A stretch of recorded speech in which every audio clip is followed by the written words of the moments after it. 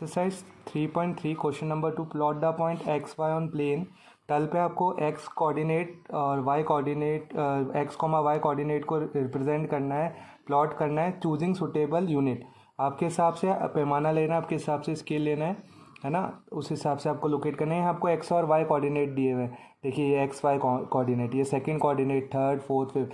आप देख रहे होंगे मैक्सिमम वाई में 8 तक वैल्यू, हर एक कोऑर्डिनेट को देखें, टोटल 5 कोऑर्डिनेट है, इसमें मैक्सिमम से मैक्सिमम वाई 8 है और नेगेटिव साइन में -1.25। और इधर आप देख होंगे एक्स में पॉजिटिव में जो कोऑर्डिनेट्स आपको दिए हैं इसमें अच्छे 3 तक दिया हुआ मैक्सिमम वैल्यू और नेगेटिव साइड में -2। तो मैं यहाँ मेरा स्केल जो लेने जा रहा हूँ वो मैं लेने जा रहा हूँ, कौन सा स्केल लेने जा रहा हूँ बच्चों, 1 जो नंबर होगा, 1 जो डिवीज़न होगा, है ना, एक डिवीज़न या एक नंबर को एक नंबर कह दो या एक एकक कह दो, है ना। डिवीज़न मतलब एकक, हिंदी में बोलते हैं एकक और इंग्लिश में नंबर बोलते हैं। जो मेरा 1 डिवीज़न होगा ना, जैसे ये 0 है, आपको पता है जहाँ पे दोनों लाइन इंटरसेक्ट होती है वो ओरिजिन होता है, मूल बिंदु होता है। मूल बिंदु के बाद जो फर्स्ट पॉइंट आता है वो कहलाता है आपका डिवीज़न, है ना। तो ये 0 और 1 के बीच में जो डिफरेंस है ना, मैं लेने जा रहा हूँ मेरे इस वाले रूलर पे 2 सेंटीमीटर का, 0 और 2 सेंटीमीटर का लेने जा रहा हूँ मैं डिस्टेंस, ठीक है। तो जैसे ही मैं अपने स्केल से, ये यहाँ पे मैंने पहले से बना रखी थी 2 लाइनें क्रॉस करा के, 0 और 2, है ना, 0 से 2 के बीच में जो फर्स्ट मैंने पॉइंट मार्क कर लिया और उसको लिख दिया 1, है ना। तो ये 1 डिवीज़न या 1 नंबर। फिर अगला, फिर 2 + 2 कर दिया, मतलब 2 सेंटीमीटर की और मैंने एक लाइन खींची, यहाँ पे कट मारा और उसको लिख दिया 2, फिर 3 एंड सो ऑन, ऐसे करते जाऊँगा। ऐसे ही मैं वाई एक्सिस पे भी करूँगा और नेगेटिव एक्स एक्सिस में भी करूँगा, -2 और ये -3। यहाँ आपको पता है नेगेटिव एक्स एक्सिस होती है और आपको पता है यहाँ पे पॉजिटिव एक्स एक्सिस होती है, ये पॉजिटिव एक्स एक्सिस हो गई, this is positive X axis. और आपको पता है ये नेगेटिव वाई होते हैं, this is negative Y axis. और ये क्या है आपके टॉप पे, पॉजिटिव वाई एक्सिस। इधर भी देखिए ऐसे ही मैंने 2 सेंटीमीटर की डिस्टेंस पे लोकेट किए पॉइंट, 1 2 3 4 5 6 7 8 9, ठीक है।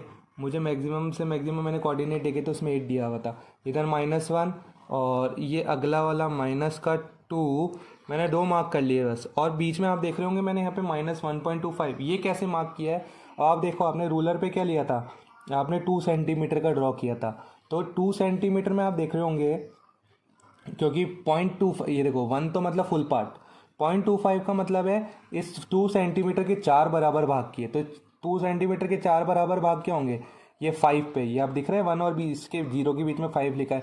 तो यहाँ पे जैसे आप एक 1 से मार्क करोगे डिस्टेंस तो वो 1.25 का होगा, ठीक है। और मतलब 1 सेंटीमीटर का हाफ आप ड्रॉ कर दीजिएगा -1 के बाद, -1 के बाद आप इस हाफ को मार्क कर दीजिए बस, और तो आपके -1.25 आ जाएगा, ठीक है। अब आपको आपके पॉइंट लोकेट करना है। पहला पॉइंट है -2 और 8।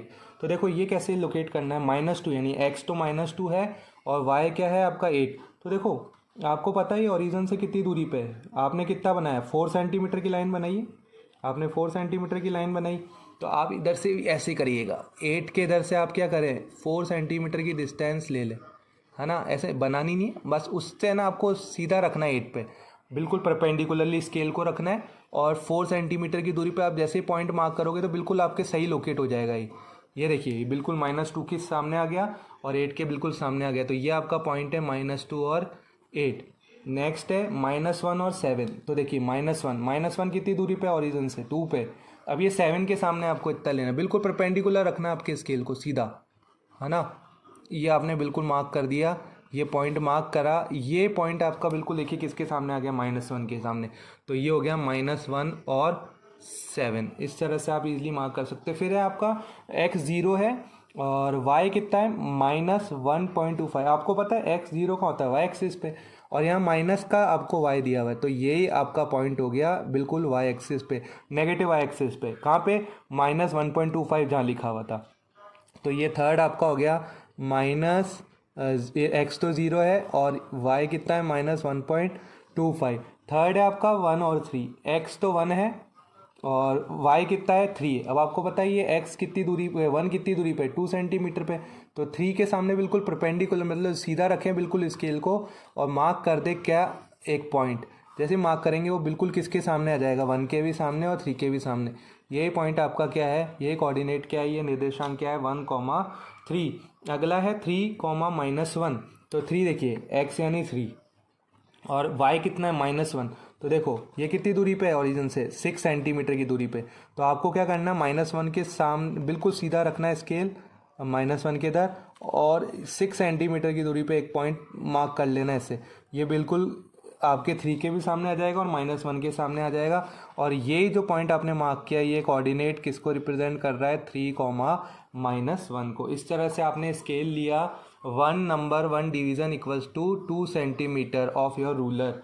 अपने रूलर पे 2 सेंटीमीटर का जैसे ही आपने लाइन यहाँ पे पॉइंट मार्क करे 2 सेंटीमीटर की दूरी पे, वो रिप्रेजेंट कर रहे हैं किसको, 1 नंबर को, 1 डिवीज़न को। और इस तरह से आपने ड्रॉ करके और आपको बताया कि भाई 2 mutually perpendicular line Cartesian plane में रिप्रेजेंट करना था।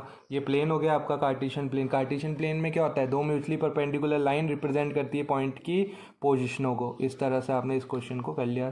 ठीक है, थैंक यू।